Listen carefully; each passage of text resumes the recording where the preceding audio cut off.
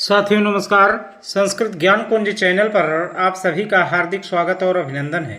जो लोग हमारे इस चैनल पर नए हों कृपया लाइक सब्सक्राइब और शेयर ज़रूर करें। जो लोग पुराने हैं वे लाइक सब्सक्राइब और शेयर किए ही होंगे। अब आते हैं हम अपनी खबरों पर। Big breaking news. 12 नवंबर की सुनवाई के लिए ज़बरदस्त तैयारी। अजय कुमार सिन्हा जी करेंगे बहस। दीपांकर दत्ता और प्रशांत मिश्रा की बेंच में होगी सुनवाई। आज आपको हम बताना चाहेंगे द लायंस टीम की तरफ से ये अपडेट हमें प्राप्त हुई। द लायंस टीम, जिसको आप रिजवान अंसारी की टीम भी कह सकते हैं, तो रिजवान अंसारी जी की टीम का ये जो वक्तव्य है हमें प्राप्त हुआ, जिसमें उन्होंने बताया कि 12 नवंबर के सुनवाई के लिए हम लोगों ने बहुत ज़बरदस्त तैयारी कर रखी है और हमारे मोस्ट सीनियर अधिवक्ता अजय कुमार सिन्हा जी उस दिन बहस करेंगे और बेंच होगी दीपांकर दत्ता और प्रशांत मिश्रा की। बहुत ज़बरदस्त सुनवाई होने वाली है, इस प्रकार की बात द लायंस टीम की तरफ से कही गई है। और यही नहीं, द लायंस टीम की तरफ से ये भी कहा गया है कि याचियों के लिए जो याची जो है इसके पहले के भर्ती में जो याची बने हुए थे, तो अब उन याचियों को पुनः जो है याची बनना होगा, क्योंकि वो मैटर जो है वो ख़त्म हो चुका था। इस प्रकार की भी बातें आई हैं। तो कुल मिलाकर के याचियों का एक जत्था फिर से तैयार होने जा रहा है और फिर से वही पुरानी प्रक्रिया फिर से शुरू होने की तरफ अग्रसर हो चुकी है। हम एक बात और बताना चाहेंगे, द लायंस टीम की तरफ से ये भी कहा गया है कि ATRE को अगर जो है सिलेक्शन प्रोसेस माना जाता है तो तब तो जो है बीएड बचेगा, अन्यथा की दशा में हमने इस प्रकार का तर्कस तैयार कर रखा है कि वो जो है बीएड बचने की कगार पर नहीं ही हो सकता। तो कुल मिलाकर के उन लोगों का ये कहना है कि जो भी सुनवाई होगी वो सुनवाई में जितने भी याची हैं उनको ये आशा कर लेनी चाहिए कि हमारी नौकरी मिलेगी, यानी हम सभी को नौकरी प्राप्त होगी। इस प्रकार की आशा उनको अपने मन में रख करके काम करना चाहिए। ये सब बातें जो है द लायंस टीम की तरफ से कही गई हैं और द लायंस टीम की तरफ से एक QR कोड भी जारी किया गया है।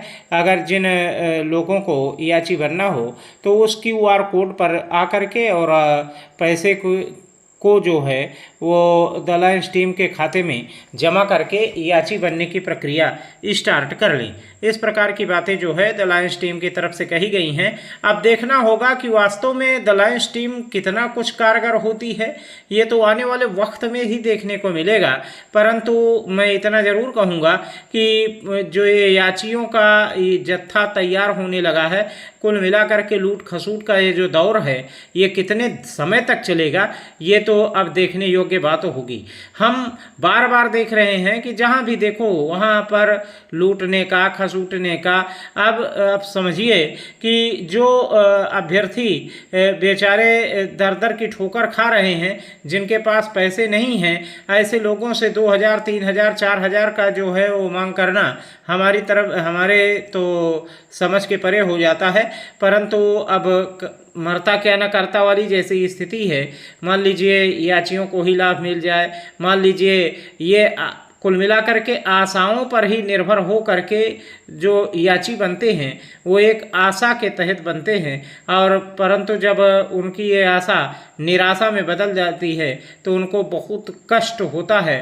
तो हम तो बार बार कहेंगे कि जो भी टीमें लड़ाई के मैदान में लड़ाई लड़ रही हैं वो इतना भी पैसे का हनन या इतना भी पैसे को दुरुपयोग ना करें, नहीं तो एक प्रकार से हम कह सकते हैं कि दुर्बल को न सताइए जाकी मोटी हाय, अमुई खायल की श्वास सो सार भस्म हो जाए। तो वो लोग दुर्बल हैं, गरीब हैं, परेशान हैं, और उनको आप आशा दे करके उल्टे सीधे बातों को बता करके याची बना करके जब उनकी गणना जो है वो निराशा में परिवर्तित हो जाती है तो उनके मन से जो आह निकलती है वो आह आप सभी को किसी भी तरीके से सुकून नहीं दे सकती है। इसलिए आप सभी लोग चाहे जो भी टीमें लड़ रही हों, वो इस बात को नज़रअंदाज न करके और इत्मीनान के साथ जो है वो प्रेम से लड़ाई अपनी जारी रखें। रही बात दूसरी चीज़, हम देख रहे हैं ग्रुपों पर और सोशल मीडिया पर भी देख रहे हैं, बार बार लोग कह रहे हैं कि 68,500 में हरीश साल्वे को लाया जाए, इनको लाया जाए, उनको लाया जाए। तो आपको हम बताना चाहेंगे कि जब सब सारा मैटर जो है वो जब क्लियर रहता है तो एक छोटा सा वकील भी जो है उस केस को जिता सकता है। और मान करके चलिए कि कोई भी चीज़ हो, अगर सब कुछ सेम वे में सही सही होता है तो एक छोटा सा वकील भी बहुत कुछ कर सकता है। परंतु अगर कुल मिला करके मैटर जो है वो गंभीर दशा में होता है तो बड़े से बड़ा वकील भी कुछ कर नहीं पाता है। तीसरी चीज़ हमें और बता दें कि सरकार जो चाहती है वही होता है। इसको आपको एकदम गांठ बांध करके रख लेनी चाहिए। जो लोग इस बात को नज़रअंदाज करते हैं वो लोग जो है वो परेशान ही होते हैं।